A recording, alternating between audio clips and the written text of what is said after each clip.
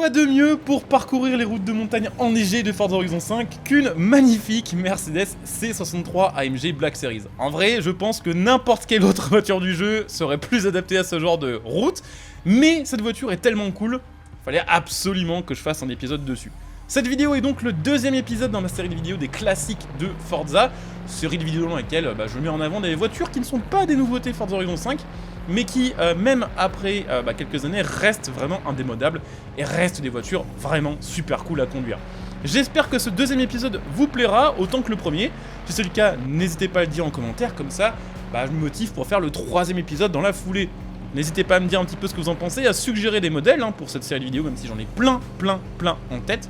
Et puis si ça vous plaît, n'hésitez pas à laisser un like et à vous abonner pour les prochains contenus. Donc ça c'est la C63 AMG Black Series, voiture qui en général fait quand même l'unanimité. C'est très rare les gens qui n'aiment pas cette voiture, même les gens qui n'aiment pas spécialement les voitures allemandes, lui reconnaissent quand même pas mal de qualités. Cette voiture est exceptionnelle pour plein de raisons, mais ce qui fait vraiment que cette voiture est vraiment exceptionnelle, c'est son moteur. C'est vraiment une des dernières Mercedes C63 à avoir respecté le 63 de ce nom, tout simplement, cette appellation.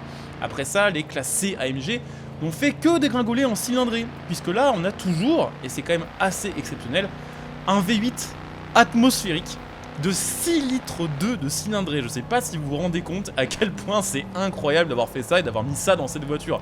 Je pense très clairement que si les Allemands avaient fait des muscle cars, ça aurait évolué en ce genre de truc. C'est vraiment ça, un châssis, on va dire, semi-sportif et un énorme moteur, et ça franchement ça régale de fou. Donc un V8 6 litres 2 de cylindrée atmosphérique qui prend des tours, qui prend du couple et qui sort en version Black Series plus de 510 chevaux pour une voiture, bon, qui n'est pas un poids plume, ça fait 1,7 tonne, mais les performances sont excellentes. Je rappelle que c'est une voiture de 2012, qui a donc 12 ans, et à l'époque ce truc là, ça faisait le 0 à 100 en 4 secondes 2, et la vitesse de pointe était à plus de 300 km/h. C'était il y a 12 ans, faut pas oublier qu'il y a 12 ans, ça c'était quand même vraiment rapide. Alors cette voiture-là, en version Black Series, n'existe qu'en version coupée. Il faut savoir qu'à l'époque, la C63 a aussi existé sur cette génération, elle est W204, en version berline 5 portes, qui cotent un peu moins, qui sont moins recherchées aussi parce que elles étaient moins puissantes, moins performantes, mais aussi parce qu'elles avaient moins de gueule. Ça, clairement, en version Black Series coupée, c'est quand même assez beau, je dirais. C'est très agressif, mais il y a quand même de la rondeur. Et c'est moins anguleux et moins, on va dire, taillé dans la masse que les voitures modernes. Et vraiment, ça lui fait une gueule super cool. Faut savoir que cette voiture-là est en fait extrêmement différente de la version berline, que ce soit pour les performances, mais aussi pour le style. C'est pas les mêmes jantes, c'est pas les mêmes feux, c'est pas les mêmes échappements, vraiment, il n'y a rien en commun. Et franchement, il y a des trucs trop cool cette voiture-là, les petites prises d'air dans le capot, le petit diffuseur à l'avant, les petites prises d'air à l'avant sur les ailes et à l'arrière aussi sur le pare-choc, et puis l'échappement un peu traditionnel, et puis bien sûr aussi le petit aileron des familles. C'est vraiment travaillé sans être trop agressif. Bon, après c'est bien large quand même, si on la regarde de face, on voit bien que là, il y a eu des rajouts, mais personnellement j'aime vraiment beaucoup ça. Forcément, cette voiture-là est devenue un petit peu avec les années un classique de Forza Horizon. C'est une voiture qui est vraiment beaucoup jouée, même si ça fait 12 ans qu'elle existe, parce que vraiment elle est cool à conduire en fait. Vous avez déjà un son de V8 qui est très cool et qui est unique sur le jeu pour une allemande. La plupart des allemandes qu'on a sur le jeu sont en V8 4 litres ou en 6 cylindres 3 litres, et forcément ça n'a rien à voir. Là on a un son bien crépitant, bien grave, bien rauque quand même, bien agressif, et on a une caisse qui est cool à conduire. Vous voyez là on est dans les routes assez sinueuses, et ça se passe pas si mal. Alors effectivement la voiture n'est pas méga légère, mais le freinage est correct, c'est suffisant pour une voiture comme ça. L'accélération, bon, il n'y a pas vraiment besoin d'en parler, ça marche très fort, et surtout ça continue d'accélérer fort dans les tours. Ça c'est vraiment ça qui est très cool avec une Atmo, c'est que plus vous êtes dans les tours, plus ça marche fort. Et ce qui est cool avec un aussi gros moteur, c'est que même à bas régime, c'est coupleux. Donc il n'y a pas forcément besoin d'être à 6000 tout le temps pour accélérer fort. Et ça, ils l'ont bien compris chez Mercedes, et ça a fait un peu, je pense, la clé du succès de cette voiture-là. Donc ça accélère fort, la VMAX à 300, c'est quand même cool.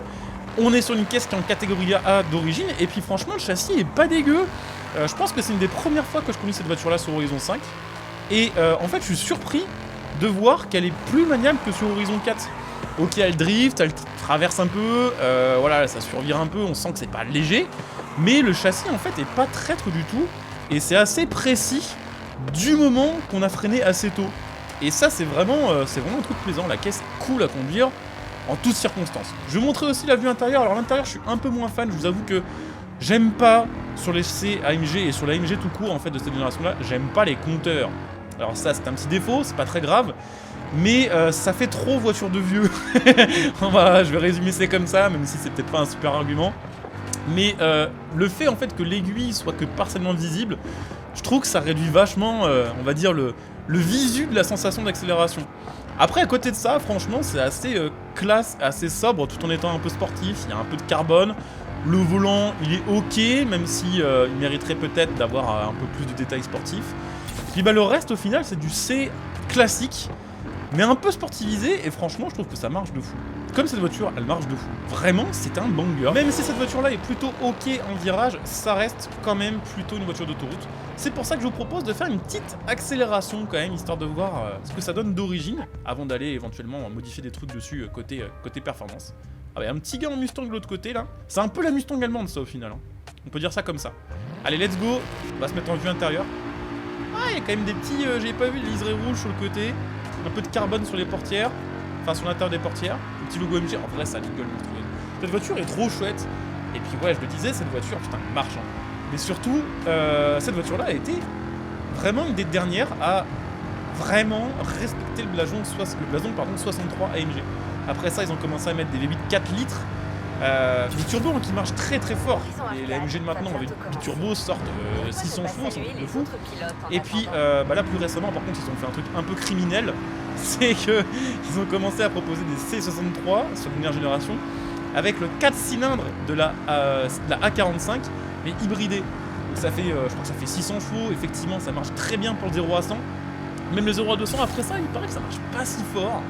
Et puis bah surtout c'est pas du tout les mêmes sensations. Ça c'est vraiment débile, mais exceptionnel et parfait en même temps. Et on est à 320. Ça marche bien plus fort que la M5 qu'on a testé en vidéo la semaine dernière. La M5 elle est chouette, c'est une de mes voitures préférées IRL.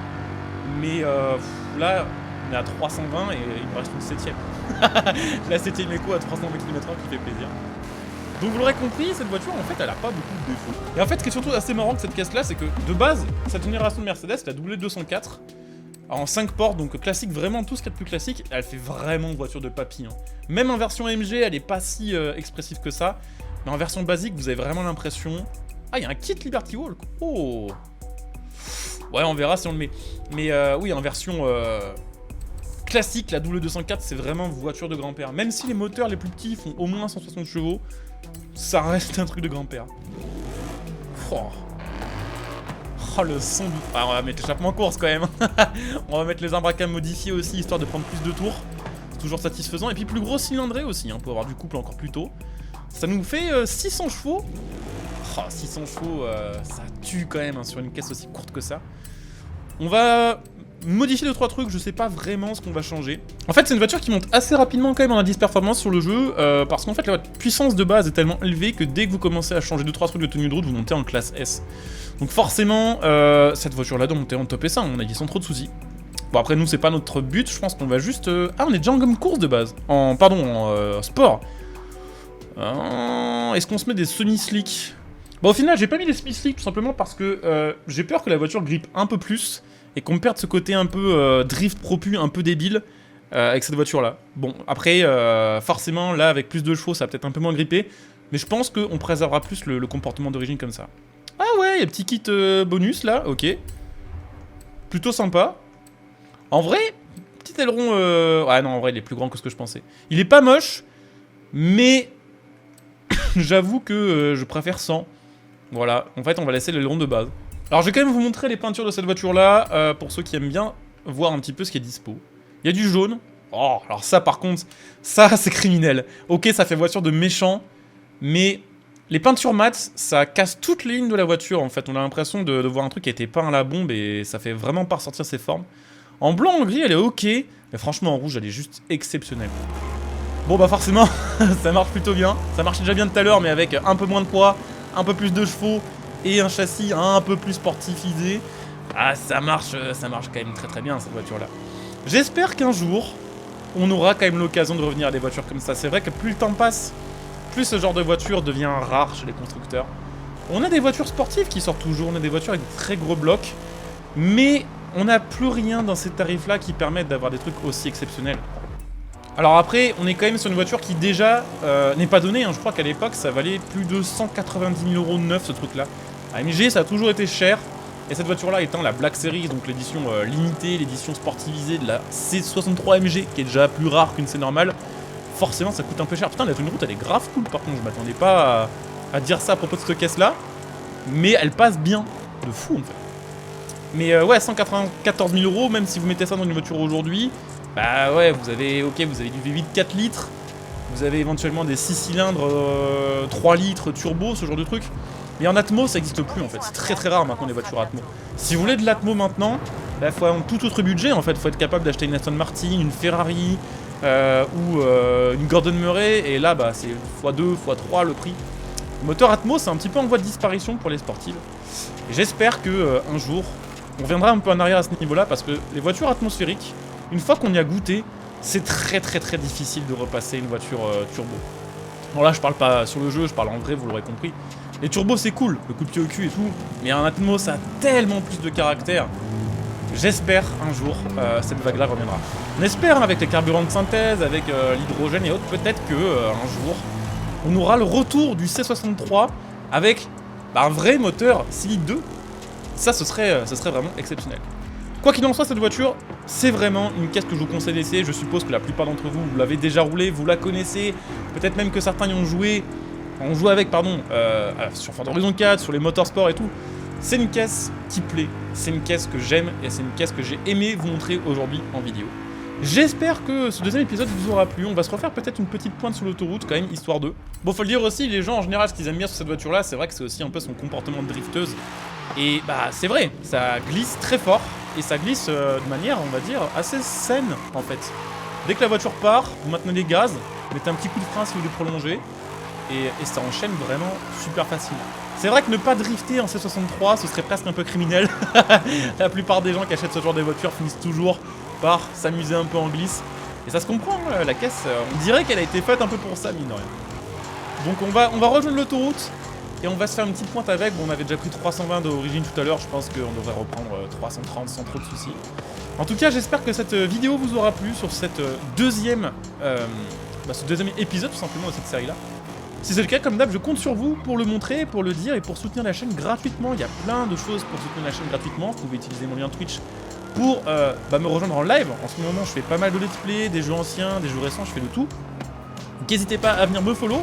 N'hésitez pas à utiliser votre Twitch Prime si vous voulez donner un petit coup de pouce à la chaîne.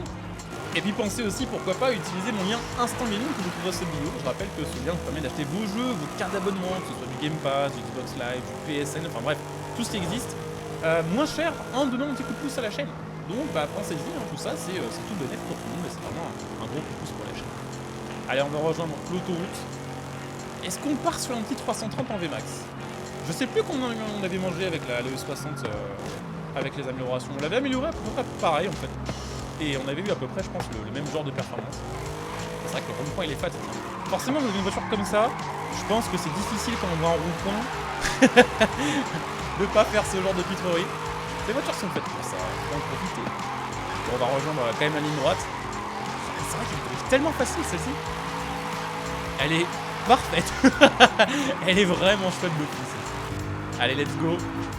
Où est l'entrée de l'autoroute? Elle est là. 40 dans le rond-point, ça va, on est à 100. Ça va, 100 mais en drift. Elle est trop bien. Je sais pas si un jour j'aurai l'occasion d'en voir une vraie. Parce que c'est rare. La version Black Series, c'est vraiment rare. Mais j'espère de tout mon cœur que ce jour arrivera. Allez, petite pointe. C'est vrai qu'elle prend presque 8000 tours maintenant. Les 260 arrivent fort. Après, le but de cette série de vidéos, c'est vraiment pas de tester les voitures les plus rapides du jeu pour la stabilisation note. Mais c'est, voilà, simplement se faire un petit kiff et se rappeler que Forza Horizon, certes, il y a les courses, mais il y a aussi tout ce côté passion auto, mine de rien.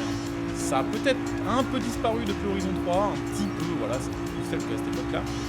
Mais c'est toujours un excellent jeu pour conduire les caisses qui vous font kiffer, avec des conditions semi-réalistes, sur une map, en open world, quand même assez variée. Et bah des fois, quand on a enchaîné pas mal de courses et qu'on a un peu lassé du jeu, revenir dessus en mode balade sans ATH, ça permet de redécouvrir un petit peu le jeu et de moins se fixer sur les performances et juste de rouler les casques qui nous font kiffer. Bon bah au final, on prend pas beaucoup plus, mais 322 ça reste honorable pour une caisse qui a 12 ans et qui est presque pas améliorée. Allez, bah je coupe ici, mince. Je coupe ici, je vous dis à très bientôt. Bonjour à tous, ciao.